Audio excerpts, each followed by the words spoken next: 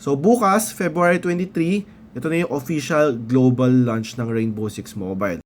So yung mga characters dito or titawag na operators, kailangan mo siyang i-unlock, no? Meron siyang magbibigay ng mga free operators, pero karamihan dyan is kailangan mo i-unlock through grinding. So kailangan mo at least mag-earn ng at least 30,000 coins para makapag-unlock ng isang operator.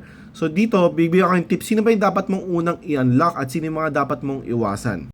So I think most of you, ito yung pipiliin nila as their first operator.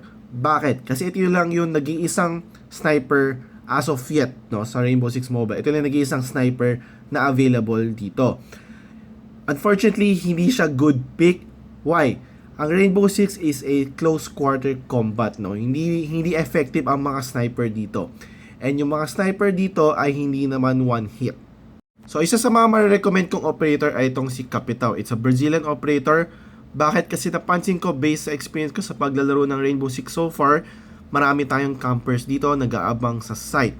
So si Capitao, it's an anti-camper, no. Meron siyang crossbow, ito yung special weapon niya kung saan pwede siya mag-bumaril ng parang molotov or smoke grenade. So very effective yung molotov sa mga campers sa site. Next na ma-recommend ko ay si Frost. Ito, feel ko effective siya sa mga beginners, sa mga baguhan. Sa mga early few weeks ng Rainbow Six kung saan marami pang newbies, marami pang hindi familiar sa game. Bakit? Kasi ang special weapon niya ay yung Frostmat. Kung saan pag nadaanan ng kalaban yan, matatrap siya, automatic down ka agad siya, no? Pwede mo siyang i-1 or 2 hits lang, wala siyang magagawa. Kaya niya mag-recover, but it will take time. Pwede mo rin siya ilagay sa stairs kasi di yan mapapansin ng mga tao. Napansin ko sa mga newbies, hindi nila masyadong napapansin itong mga Frostmat, no?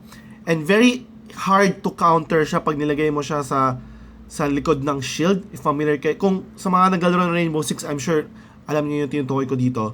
If naglagay ka ng shield and naglagay ka ng Frostmat sa likod, syempre i-vault mo yung shield, and pag gumagamit ka sa mobile or naglalaro ka sa mobile, medyo mahirap i-like yung sensitivity mo. Titingin ka sa baba, babaril mo kagad bago ka pa makatapak sa sahig. So medyo mahirap gawin yon, and I'm sure mga newbies doon, hirap na hirap doon, di nila makakounter yon. And yung last na ma-recommend ko ay si Valkyrie. Why?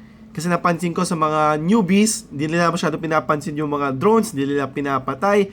So what more pa itong mga black eye camera kung saan mas mahirap pang hanapin, and wala pang masyadong operators na pwedeng i-counter dito.